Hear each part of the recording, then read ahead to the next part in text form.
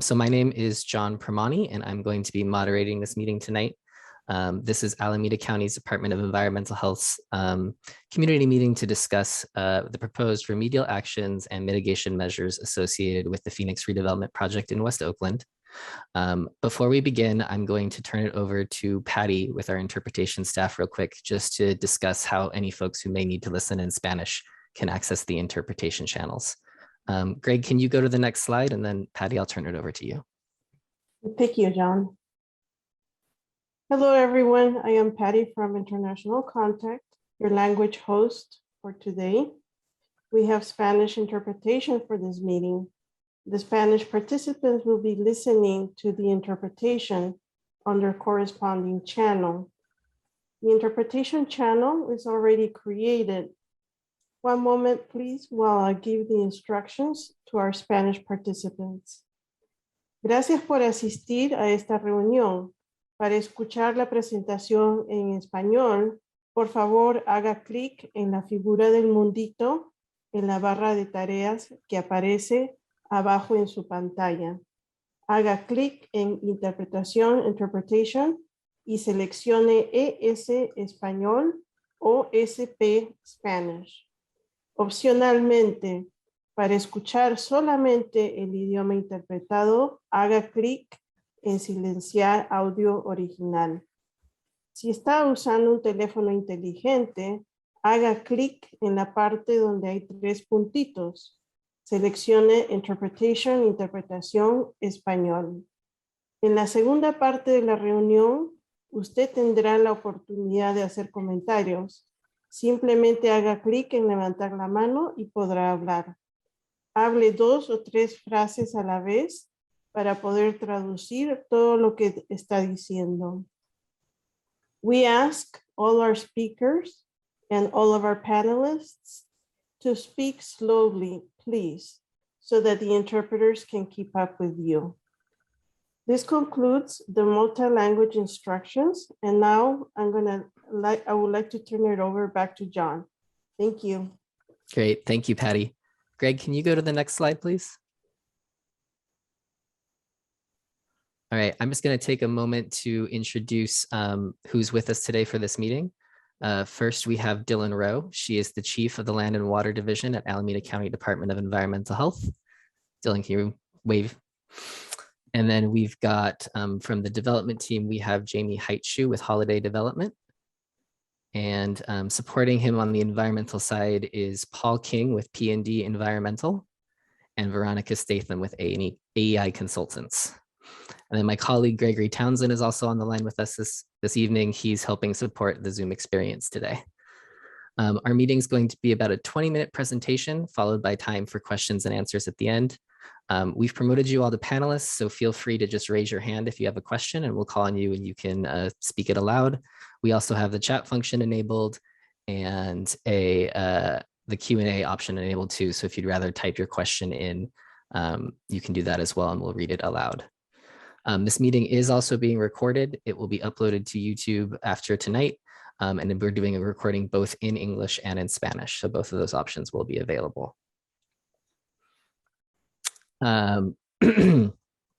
So to start the meeting, this map shows the site location.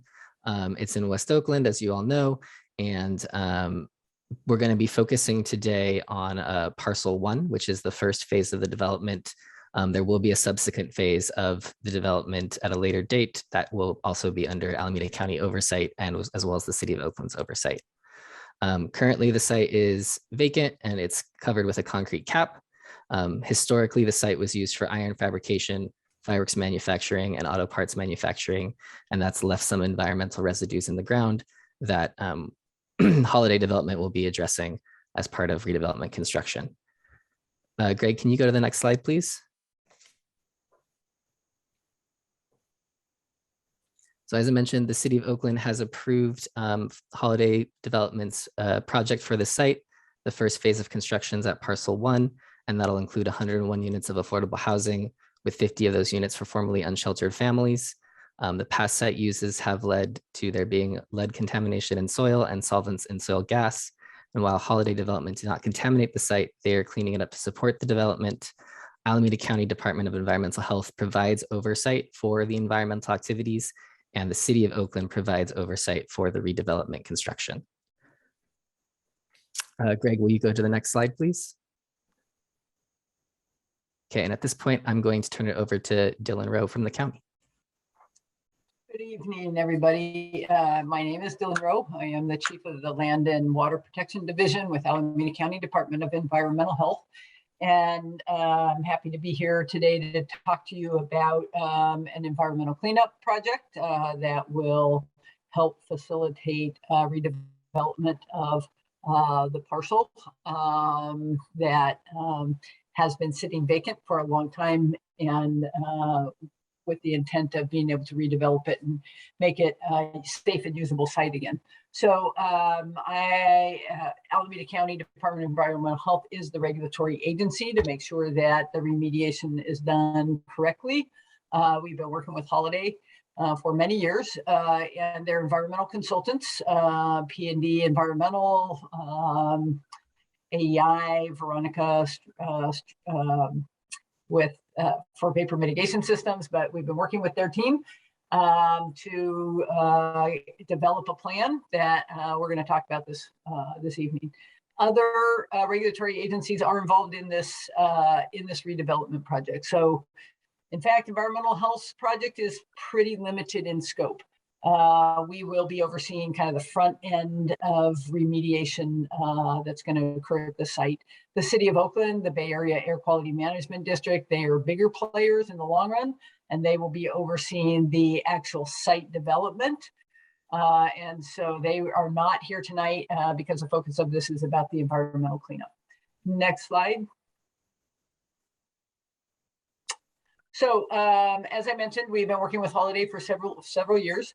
And in 2020, they submitted a corrective action plan, and a corrective action plan provides all the background information on the contamination at the site and provides information on the chemicals of concern in the subsurface, and then presents some remediation strategies for how to deal with that subsurface contamination to help facilitate site redevelopment. And we approved that corrective action plan in 2020, and then COVID hit and everything else. And in the meantime, Holiday was working on getting funding for this first phase of the project. And so they came back to us earlier this year. I guess we are in the early year, but this year, with the funding and the approvals to move forward, at full speed here. So we are working with them to develop what's called corrective action implementation plans. They're more the details, the drawings for how they will implement the corrective actions that were submitted in this report in 2020. Those documents are going to be submitted to us shortly. And at the end of this meeting, I will give you a link to where you can find these documents if you want to look at technical reports.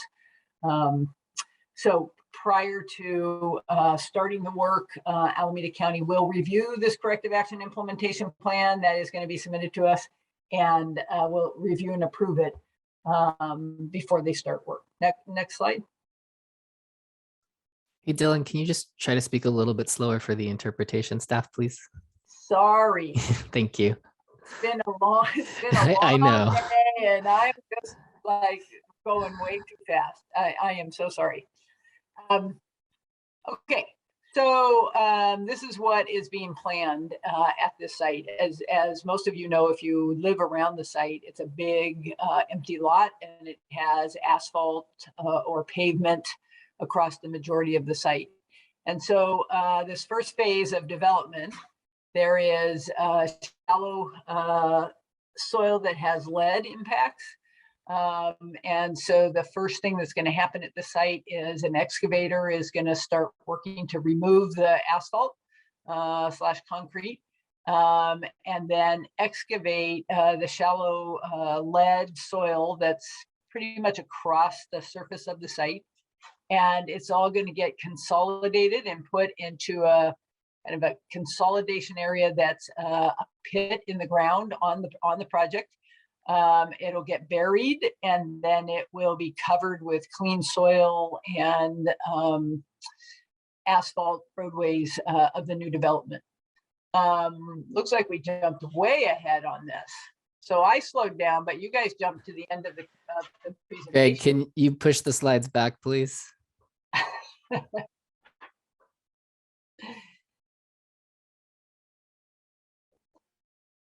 So I will carry on while you guys are working on pushing the slides back. I'm not sure. Okay. So you during that time you'll see some big excavation equipment.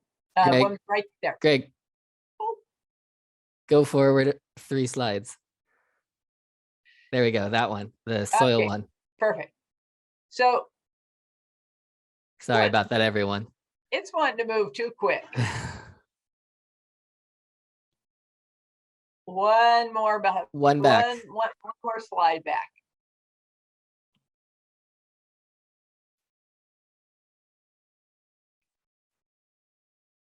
There we go. Perfect. Sorry about that, everyone. Apologies. That's all right. So this picture shows some big equipment that you'll see out there that'll be ripping up the concrete, loading it into trucks. There's going to be about 65 trucks that are going to leave the site with asphalt. The contractor and the environmental consultants are working on a plan to minimize the equipment traveling across the lead impacted soil to minimize dust generation and track out of any kind of contamination on the truck's wheels. And so that's a really good thing. They're being very thoughtful about that. I guess I'll talk about the monitoring later. So as I said, the lead impacted soil will be excavated. It will remain on site, but it will be buried in a pit and then capped where no construction workers in the future would be able to be exposed to it. Next slide, Greg. And I will slow down. Okay, so then the other measure that Alameda County Environmental Health will be overseeing is the installation of vapor mitigation systems. And those are basically a plastic barrier and piping that is going to be installed underneath the new building. And that system will prevent any of the volatiles in the ground from coming up and contaminating indoor air in the new building. And volatiles in the ground are the types of things that you smell, like if you're filling up your car at the gas station, you smell the gasoline, that's a volatile contaminant. There's some residual contamination in the soil vapor and soil at this site that off gas and volatilize to the air. So there will be an installation of this vapor mitigation system. Next slide.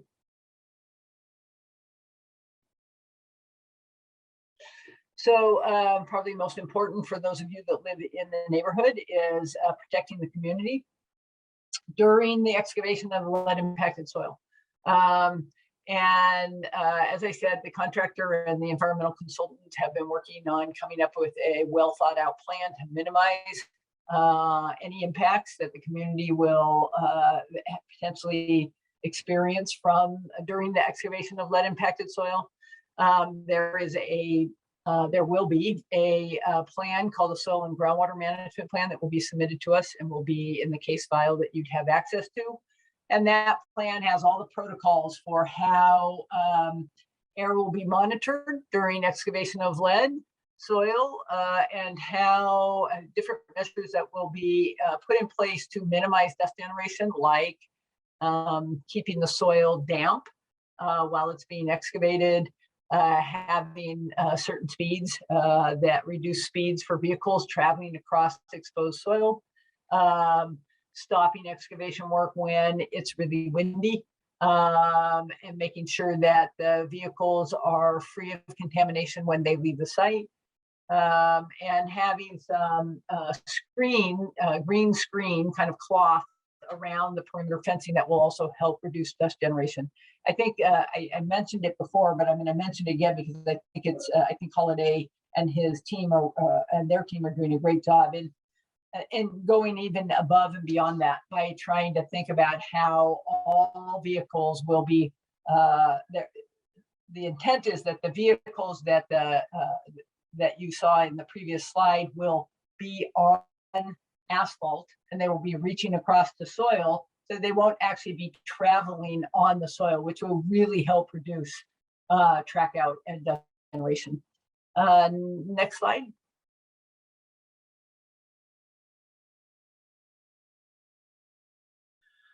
And then, of course, other impacts to the neighborhood during any construction project. I can't help you during the construction of the building when the city of Oakland is overseeing, but while environmental health has a piece, we will make sure that trucks do not idle for long periods of time in your neighborhood.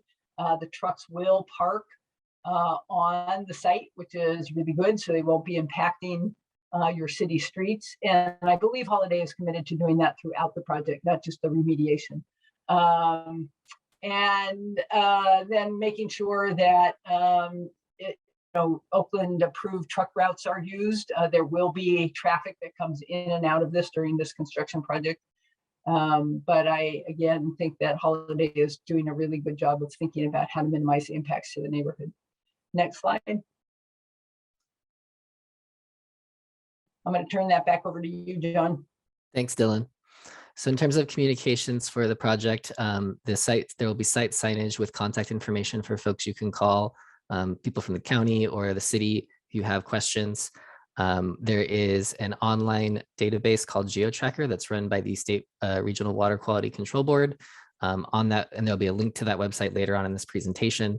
That'll have all the environmental reports, air monitoring results, and other related environmental documents. And then we will distribute a community update when remediation is complete, announcing the end of the environmental phase and moving into the redevelopment construction. Next slide, Greg. So this shows a high-level schedule for the project. We anticipate starting environmental cleanup work in May.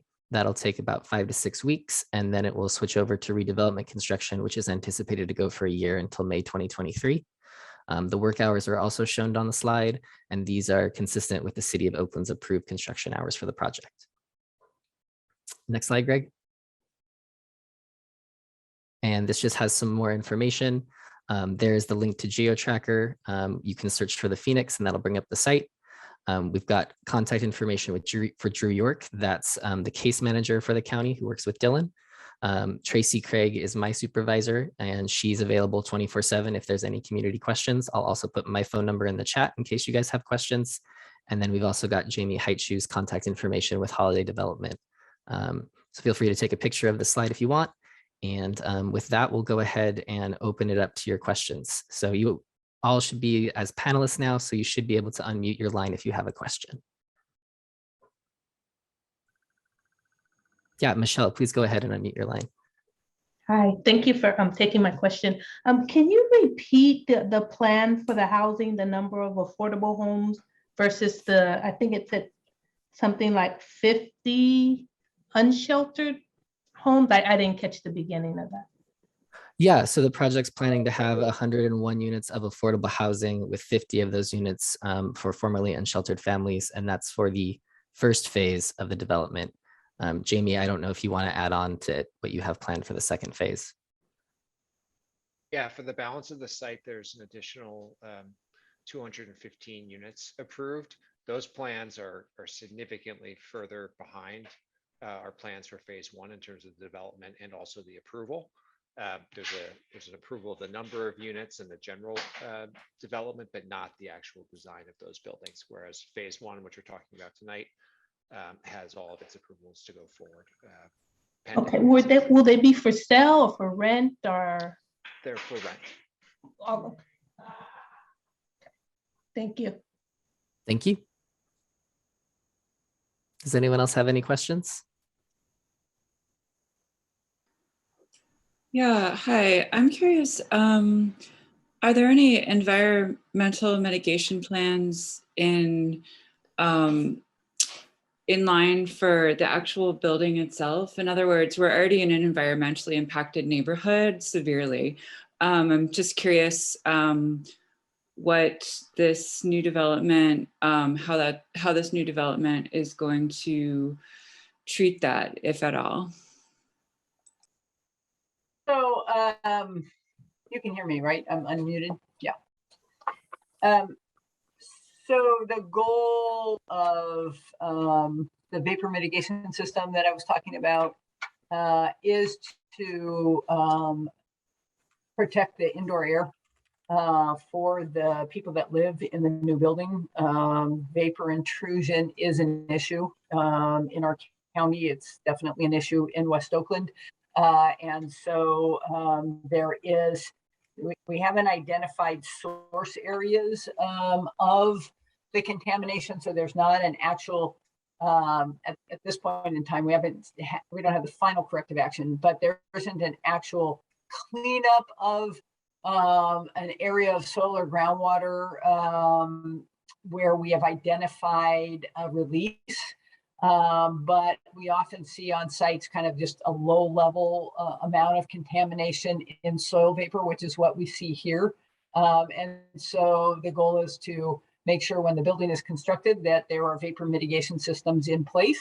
And these are pretty standard systems that are installed to make sure that people are safe inside the buildings. The other thing that's going to be done on this project, the other kind of contamination that we see and is familiar and all too familiar in West Oakland, is shallow soil contamination with lead. And so we want to make sure that nobody has the ability to contact that lead that lives on this property. And so all the lead will be removed except and put in one place where it basically is then capped. And it will be covered with a roadway, but the rest of the site will not have lead, which I think, Jamie, and you could maybe chime in, but I think this phase of development is almost all hardscape, right? Limited landscaping. That's correct. Yep. So there will be no exposure routes for residents, children, construction workers to come in contact with any contamination in soil, because it will have been basically scraped off and put in one place that then won't have access to for anybody to come in contact with in the future. Does that answer your question? Partially, thank you. Okay. You want to ask me some more questions? Well, I mean, I think implicitly the answer is no. I was wondering, you know, I've always thought, how are people allowed to build new developments in West Oakland and capitalize off of the place here without helping the situation that we're already living in here? So that was more of my question. If the company was required to do anything to, for instance, like absorb all the, you know, exhaust from the highways. I mean, it sounds like they're cleaning up the area that they're going to build on, but I was sort of curious if they're adding any health to our neighborhood. That was my question. Yeah, and I hear that. I hear that, and it is a frustrating piece, both as a regulator and I hear from people that live in West Oakland of what do we do about the contamination and how are we addressing it? And you know, unfortunately, there is not a good solution to that right now. And I am grateful. You know, I'm not grateful to a developer, but I am grateful that we're getting West Oakland at least cleaned up parcel by parcel when a developer comes in, because we require them to clean that piece up. That's all we can require them to do. So does it solve the problem? No. Does it clean up a parcel that's been a pretty severely contaminated parcel for a long time? Yes. And so, you know, incrementally over time, you know, that makes an improvement in an area. And that is one of the things that environmental health requires. You don't get to just go in and put a building on top of stuff. You actually have to try to do something about the contamination that's there on that parcel. So I know it doesn't expand across. I do think having some protocols in place that I don't think other agencies are requiring as much, like we have asked and required, and Holiday is going, is taking the measures to do things like we do not want trucks idling, which, you know, impacts a community during construction. We do not want that dust moving into the community during construction. We don't want that to come from this site and go on to somebody else's site. So we're being very serious about that, but unfortunately it doesn't extend beyond that. Thank you. You're welcome. Are there any other questions from the community? Yeah, hi. Hi. Hi, I live like right around the corner from this parcel, basically on 8th and Wood. I didn't know this was going to be focused more on environmental stuff. So I guess my question might be more of like a request for like where I can get more information on this. But the parcel is right next to a skate park that's kind of a important like community point. And I'm wondering where I can get more information on how this might affect that park and that little area over there. Jamie, is that something you could address? Yeah, Matt, and I think we actually did have the chance to talk previously, so good to hear from you again. You know, the development is not does not extend into the skate park area, so there's no part of the development that will impact the skate park. And yeah, we do recognize kind of the importance of the community that created the skate park and has continued to operate it. And then I'm happy to reconnect with you offline, provide any additional information around design that might be of interest to you. Great, thank you. Yeah, yeah. I think a little bit of my concern was alleviated on the slides too, because I think the paper that got sent had the line like kind of intersecting with the skate park, but the border on the slides seemed to have been revised or different or something. So thank you. Great, thank you. Are there any further questions? Actually, sorry, I have one more question. Yeah, of course. I'm curious how homeless families get to access this development. That's another question for Jamie, I think. Yeah, and so we're partnering with an organization called the BALTC, the East Bay Asian Local Development Corporation, and Abode Services, who will operate the building. The project's being funded through both local and state funding programs, one of the critical ones being the State Home Key program. That all speaks to a process of through the city and county's kind of coordinated entry homeless services program. And so that is how folks will be connected to the building, specifically for the 50 units that are set aside for formerly unsheltered households.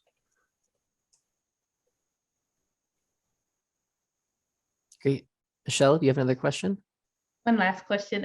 This might be a little bit off topic, but that part of Oakland is known as a food desert, so to speak. Are there any plans, or is there anyone I can talk to find out, are there plans to have grocery stores or something more, especially with more homes, being added to the area? Where are the people supposed to get their food from? I could speak to that. In the second phase of the development, we have approximately 12,000 square feet of kind of light industrial makerspace that could very well be used for some sort of food service or grocery type use. Again, that is in the second phase, and in terms of the exact uses, that's not defined, but there will be non-residential uses as part of the development overall.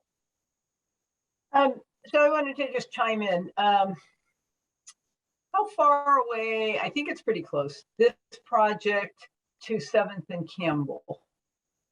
Do you know? I don't think it's very far. Is it very far, Michelle? Do you know? I don't think it's very far. Not far at all. Because I just wanted to bring up, Elaine Brown, and there's a development project that is about to start on that site. And it's a pretty interesting project. If you don't know about it, you might want to take a look at it. But they're going to have a whole bottom floor, ground floor of a grocery store. and restaurants. And it's pretty exciting. If you want to shoot me an email, my email is Dylan, DILAN Mhm. .roe@acgov.org. If you want to shoot me an email, I'll send you some links to it. But it's a good development, right? And so there's and Jamie's development, they have not only residential but other things, but that one's farther along, and that development project is tied to formerly incarcerated, getting them housing, also Black-owned businesses. That is what that is about, which is an exciting project in West Oakland. So I'll send you a link if you shoot me an email. I will. Excuse me, I will. Thank you very much. That's good news. Yep. And I put Dylan's email in the chat in case you need it. Marcus, I see that your hand is up. Would you like to unmute yourself? Yes, thank you. Yeah. And I wanted to make a couple of comments to Michelle and anybody else that may be interested. We have a farmer's market opening at 18th and Peralta on May 1st. And as far as Elaine Brown's project, it's actually 2.5 blocks away from this location, the Phoenix location. So it is very close. And so my question for Dylan is, in your experience, has a company or business closed down and actually conducted their own cleanup upon leaving the site? Or is that something totally unheard of? Oh boy. It's kind of unheard of. It's kind of the mess we're in, right? We've got so much historic contamination that often we don't have the responsible party is not there anymore. They have either gone bankrupt or died, or a lot of contamination has came historically from small businesses and they don't exist anymore. And so if there is a company or somebody that is solvent and viable, and they, the agencies, both our agency and the Department of Toxic Resources Control Board and the Water Board, we try to bring them in. And if there's somebody there that we actually can identify legally, then we try to work with them to clean up a site. Cleanups are expensive. They're really expensive, right? And so there is a big problem about funding. Even if you can find a responsible party, sometimes they don't have the money to do it. There is not enough funding going on. I will say, and I don't know how much I believe it to be true until I see it, but supposedly Gavin Newsom, that money was made available to 2 of our agencies, Regional Board and DTSC, this year to increase cleanups, to increase regulatory oversight and funding for cleanups of sites in disadvantaged communities where we, like West Oakland is a disadvantaged community. It is that every piece of historical land use that has created a lot of contamination. And there are avenues. I hope that they take hold where we actually start to see some stuff happening with West Oakland. I was pretty interested in something that I heard about a couple of weeks ago, where if you can identify a certain number of properties in an area that are blighted or need cleanup, that there is funding to actually do that work. But it takes people spearheading it. And, I think that I have unending amounts of energy and would like to spearhead that, but, I need partners in the world to do that. So I'm gonna give you my email also. And if you want to carry on a conversation offline, any of you, about how we can collectively work to get, not these one-offs, and I'm not going to minimize this. Holiday is cleaning the site up, and that's good. And Holiday's a developer. We all know they're a developer, but they are cleaning up this particular site, right? And so, but if anybody is ever interested in helping raise your voice, bring this out front, and try to get some funding to clean up more than just the sites that are getting developed, contact me. It takes a lot of effort to make things happen, and the way they happen is through community members speaking up. I can help, but I need community members to speak up. Thank you. You're welcome. Thank you, Dylan. Do we have any other questions tonight?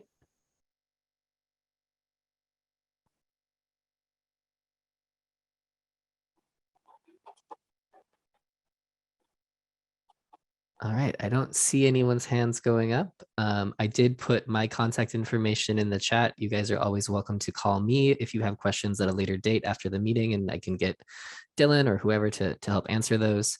I want to say thank you for everyone for attending tonight. We appreciate you taking time out of your evening to participate with us. Dylan, is there anything else you want to say to close the meeting out? No, except I'm serious. If you are having issues, as long as my agency is involved in this, call us. Okay. There's a significant amount of contamination that is going to be removed in 6 weeks, right? And so we want to hear from you. If you feel like dust is blowing around, tell us. Okay. I have been known to shut down projects till things get under control. I will do it again, right? And I don't think that's going to happen here. I have a lot of confidence in the thoughtfulness and of what's going on with the environmental consultants and the contractors on this, and the developer. That being said, sometimes stuff gets out of hand, and if you have concerns about it, call us. Okay. We have measures in place to be able to say whether something is going wrong and to stop and correct them instead of just saying it's fine. Let's just get to the end of it. So very, very serious about that. And I'm really excited to see something happen on this property, because this property has been blighted for a long time. Do we have your permission to share these contacts, for instance, in social media groups that are focused on West Oakland? You can share my contact all you want. I can't speak for anybody else, but you absolutely, and I think Tracy Craig is one of my partners in this. She is out there trying to talk about this and tell the truth. And that's what we're doing. We're telling a hard truth. And I want everybody to start telling this hard truth. There is no magic solution to this. It is there. It is not right. Let's stop having lip service and making policies. Let's actually get something going. So absolutely, you can't quote. If I see a quote of something I said, I would have a little bit of a heartache, because quotes should come from me. But absolutely, if you want to share, if you want to share my contact, Drew York is a staff worker here, and I wouldn't ask for you to share his contact because he's not on this. He is a county employee, so you can contact him. But I'm going to work in this county for another 1.5 years before I retire. And I don't know if you guys remember McClyman High School that happened right before COVID, and there was some information that there was a contaminant groundwater plume beneath McClyman's that created a big concern in that neighborhood. And I kind of changed my thinking after that incident, which is it doesn't matter how righteous I think I am, or how much I think I work, or that you should trust me. Nobody in this community should trust anybody, because it's been a lot of lip service. So let's see something happen, right? Let's tell the truth. Let's keep talking about this. Let's get out in social media. Let's do what we need to do to put pressure where it needs to happen to get funding to clean up Oakland. Great. Thank you, Dylan. And you can also use Tracy's available at any time if folks have questions about the project as well. Her phone number is on the screen. And I put my number in the chat as well. Michelle, I saw you had your hand up earlier. Do you have another question? Just quickly, are you guys gonna send out, Jamie, are you gonna send a schedule out to the residents in the area, the work schedule, just so they know when work will be done and that sort of thing? Yeah, and one of the key things we talked about was making sure that as soon as we cross the threshold of completing the environmental remediation work, making sure that's very clear to everyone, just so you know at that point that we've transitioned, we've taken care of the remediation. We can certainly provide updates as we make our way to the start of construction and then all the way through to next year. Thank you. I'm out of town. I'm a landlord and I have tenants on Pine Street. So I just want to make sure that they're aware of what's going on because it may happen before I'm informed. Got it. Michelle, Thank you. Dylan requires that we routinely upload to GeoTracker the schedule for what we're going to be doing. So detailed plans for what we're going to be doing. And I'm Paul King. I'm the environmental consultant for the developer. Okay. And so Dylan requires, as part of making sure that the community knows what's going on, that we post these schedules, monthly status reports until we're actually doing the work, and then they become weekly status reports, along with the actual plans that we're implementing in order to do whatever we're doing to clean up the environment. Okay. And that's available on GeoTracker, which is posted on this slide here at the top under environmental. Mhm. You can see it says GeoTracker and then search for the Phoenix. Got it. Yeah. Thank you.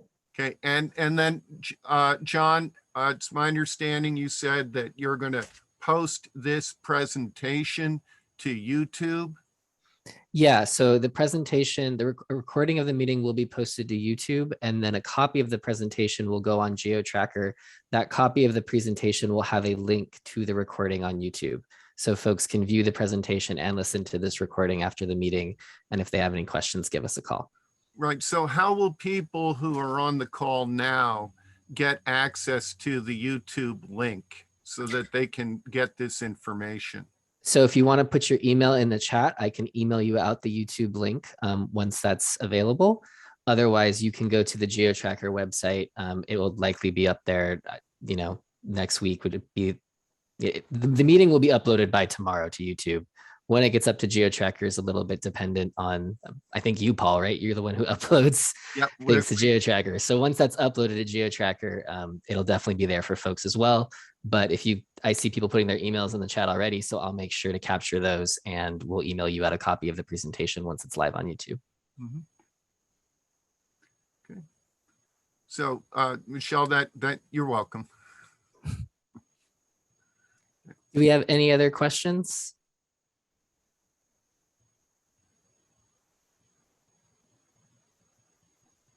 All right, well, with that, I just want to say thank you again to everyone for attending tonight's meeting. We really appreciate your interest in this site as well as in the community at large.